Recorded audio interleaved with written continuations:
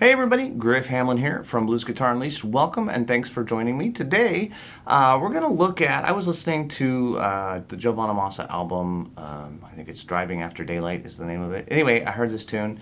It's called All You Need. It has a great little intro and just a cool little groove that kind of reminds me of that, kind of tore down but push it a little bit harder. Anyway, I just really dug it and thought, hey, you know what, let's make a lesson out of it. So that's what we're going to do. Now, I just demonstrated it for you. Hopefully you recognize it. I know there's no vocal or anything in it, but hopefully you'll recognize that. So let's talk a little bit about what's going on. Now, I'm doing it in the key of F sharp, which is down here at the 2nd fret of the 6th string.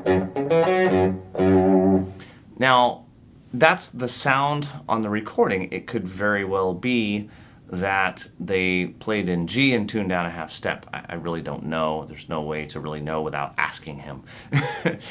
There's nothing in the recording that I don't hear any low E flat or anything that leads me to believe that it's tuned down a half step, but it definitely could be the case. F sharp's a little bit of an unusual key, but guitar players, we really don't care much what key things are in usually.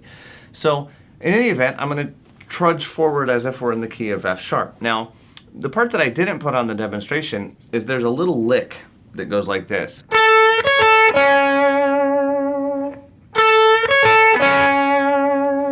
And what that is, if you can imagine, box 4 in F sharp minor, starting on the F sharp at the 9th fret of the 5th string, 9 and 12, 9, 10, 11, 9, 11, 10, 12, 9, and 12. What he does is he goes, so that first note is the 10th fret on the 2nd string, but with just a little sugar.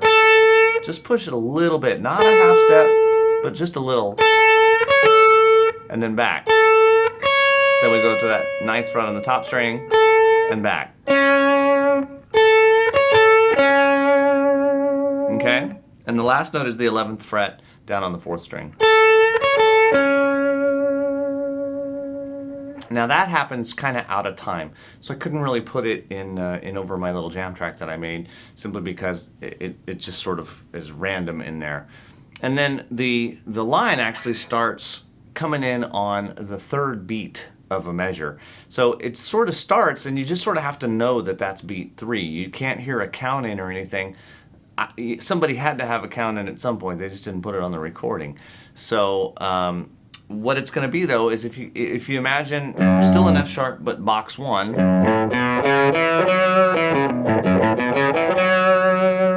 I have starting at the C sharp, the 4th fret on the 5th string. So I go 4 there, 2 there, here, and it's 1 and 2 and 3 and 4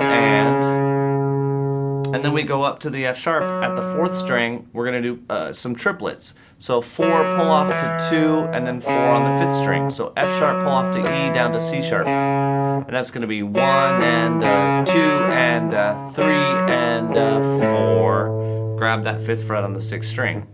So 1 and 2 and 3 and 4 and 1 and 2 and 3 and 4 and 1. And now we start here. Now, this is where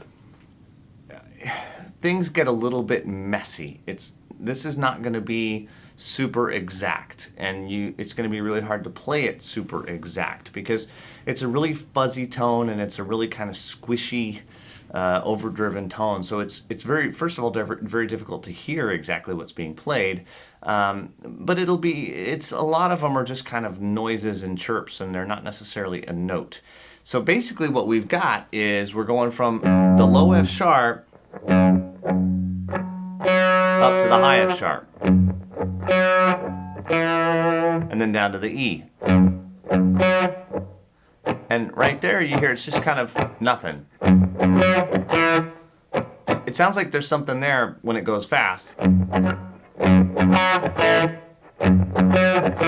but there isn't really. My hand's just kind of muting it. And then we have the...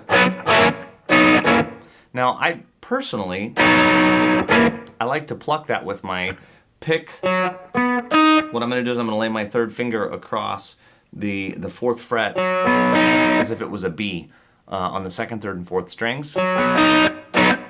And in order to get that really quick attack, I pluck it with my pick on the fourth string, my middle finger of my right hand on the third string, and my ring finger on the second. And then you get back to your little chord F#7, which is a bar with the first finger across the second fret of the, again, second, third, and fourth strings. Middle finger goes on the third fret of the third string. And if you can get a little coolness, do that little hammer on, rather than and just be there. You hear a little bit of difference. If I slow it up, you can really hear it. There's a ton of reverb on it too, so it kind of gives it kind of this big echoey space.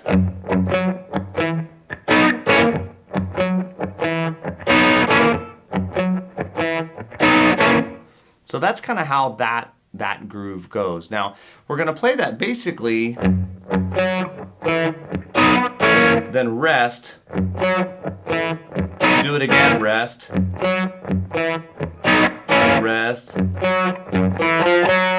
2, 3, 4 on the fourth string. So it's 1 and 2 and 3 and 1 and 2 and 3 and 4. 2, 3 and 4. Okay? Now at that point, it gets kind of quiet. The vocal comes in and you don't do a whole lot, but wait until you do that.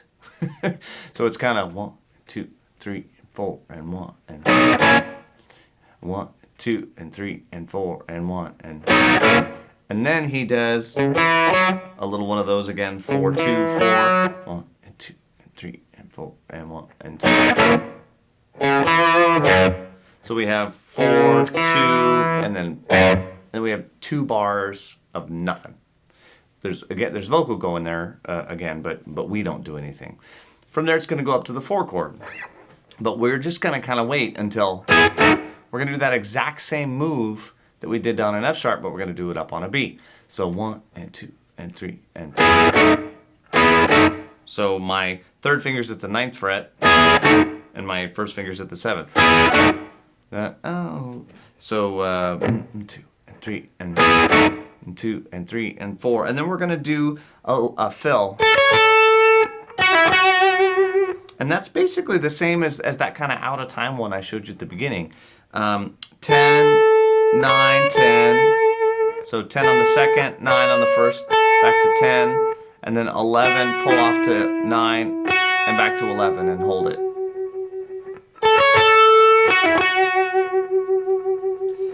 And then it goes to the 5 chord. The guitar really doesn't do anything, but sometimes I feel like I hear him just do a little hit on the root note. 2 and 3 and 4, and then back down to the B.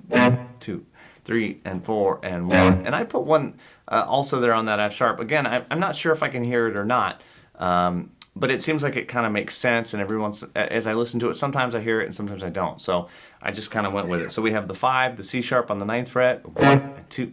3 and 4, B, 1 and 2 and 3 and 4 and 1. Now we have a classic triplet lick in box 1.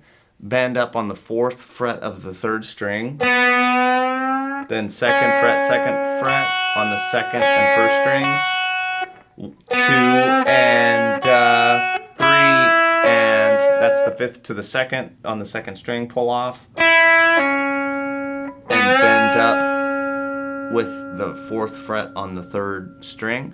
So 2 and 3 and 4 is my release. And 2 and 3 and 4 and 1 and so that last one is I pulled off after I do the bend, I release, pull off to 2. Come down to the F sharp, the 4 on the 4th string, 2nd fret, on the 3rd string, 4, roll my finger down to the 4 on the 5th string.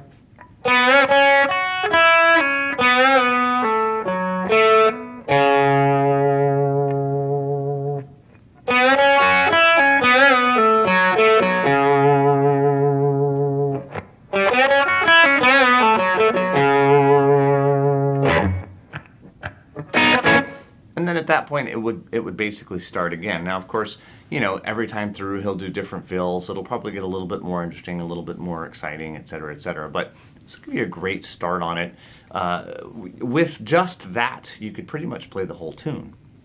You know, from there, it's just, you know, it's all F sharp minor, you know, for the licks.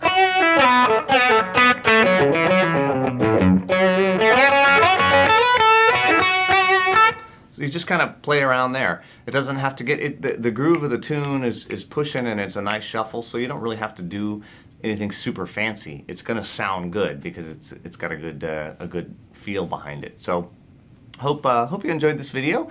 I know it's a little different for me to like pick off an actual song off a record, but I'll probably start doing a little bit more of it. So anyway, hope you dig it and play with it. Have some fun, and I will see you soon.